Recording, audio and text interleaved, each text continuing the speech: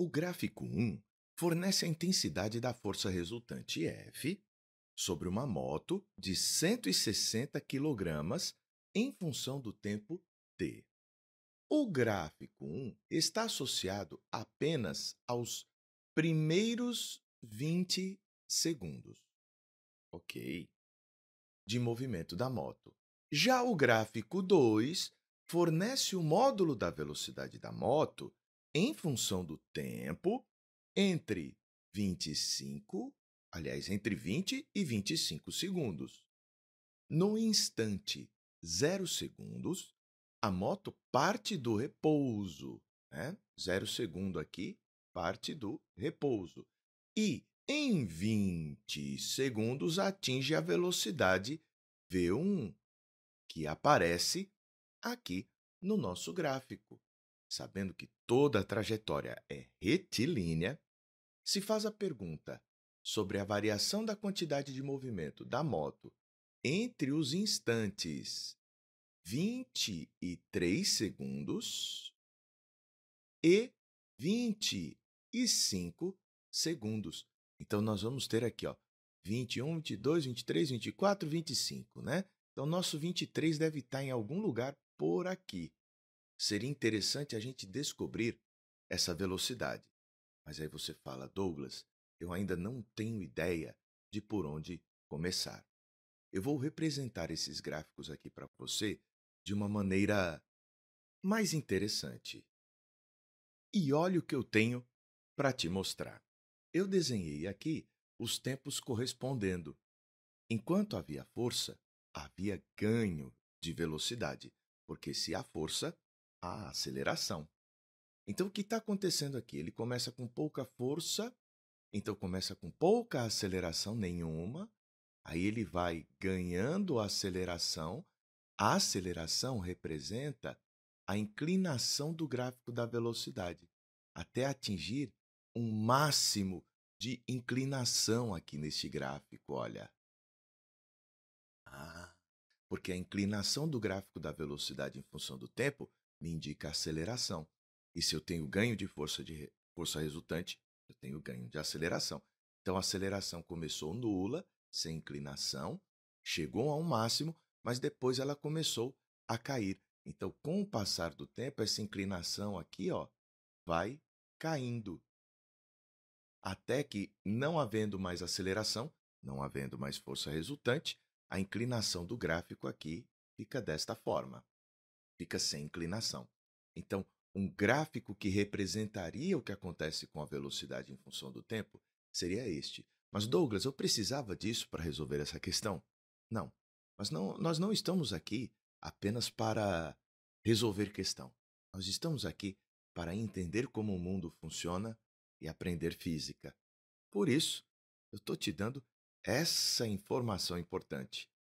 Mas, Douglas, tá legal. Depois, eu tenho uma inclinação negativa e constante, porque a força resultante, a partir daqui, ela vai ser uma força de frenagem. E no nosso referencial aqui, seria representada por um valor negativo até o 25º segundo.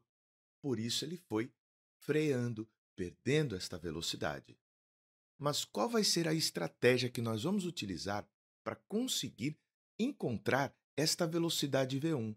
Porque cá entre nós, sabendo o valor da velocidade V1, nós podemos trabalhar com a geometria deste triângulo e encontrar a velocidade que ele vai ter aqui aos 23 segundos, que eu posso chamar de V2, por exemplo. Então, vamos começar aqui. De 0 a 20 segundos, o impulso feito pela força resultante, então vou chamar aqui de impulso resultante, vai ser igual àquela área, entre aspas, né, que a gente tem sob o gráfico da força em função do tempo. Douglas, mas por que essa área? Você já deve ter estudado que quando a força é constante, o impulso é dado pelo produto da força vezes o tempo, não é? Quando a força varia, lembre-se de que no gráfico Produtos significam áreas. Então, aqui, a área sob o gráfico da força resultante em função do tempo vai nos dar o impulso aqui, de 0 a 20, que a gente está trabalhando. Por que isso aqui vai ser importante? Para a gente descobrir com que velocidade ele termina. Porque também o impulso, de acordo com o teorema que a gente estuda, ele é igual à variação da quantidade de movimento, Q1 menos Q0.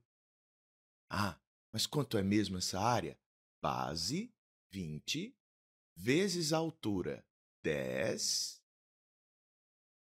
dá 200, não é isso? Dividido por 2. Então, nós vamos colocar que essa área é 20 vezes 10 dividido por 2, o que nos dá 100. Então, o resultado aqui vai ser 100. A quantidade de movimento inicial é zero. Por quê? Porque ele parte do repouso em t igual a zero. A quantidade de movimento final vai ser a massa vezes essa velocidade final, que vai ser o V1, ó, que ele apresenta aqui. Isto vai equivaler a 100, mas a massa vale 160 quilogramas. Que bom! Então, a gente vai descobrir aquela velocidade. O valor da velocidade será de 100 dividido por 160. Cancela, cancela. A gente ainda pode dividir por 2, dá 5 oitavos de metro por segundo. É o valor do V1 que ele vai ter aqui. A partir disso, nós conseguimos descobrir a aceleração. Que aceleração ele vai ter neste intervalo de tempo? Então, agora, nós vamos de 20 segundos a 25 segundos. O valor da aceleração é ΔV sobre ΔT.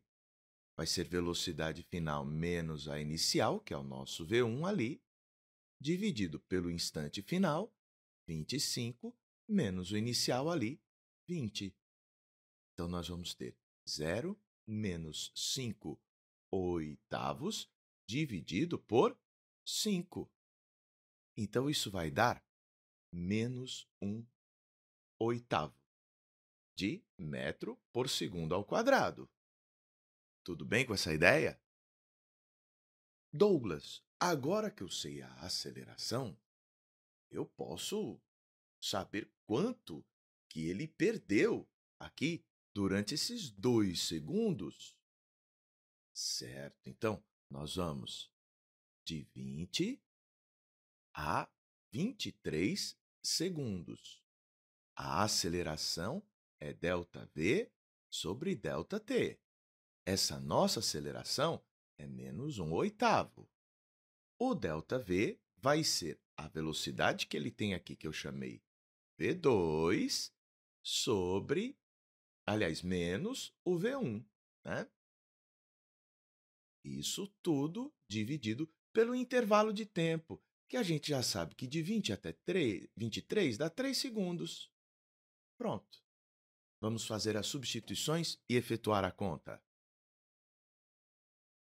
Eu reorganizei nosso quadro, certo? Peguei aquela continha que estava aqui, trouxe para cá e apaguei os gráficos que já estão aqui mesmo, né? E ajustei, fiz a conta, né? Ao resolver essa conta, substituindo os valores, nós encontramos que o valor de V2 é 1/4 de metro por segundo. Agora, a gente pode ver a variação da quantidade de movimento da moto entre os instantes 23 e 25 segundos, daqui para cá. Por quê? Porque a quantidade de movimento que eu tenho aqui em 25 é zero. Vou chamar isso de 3, né?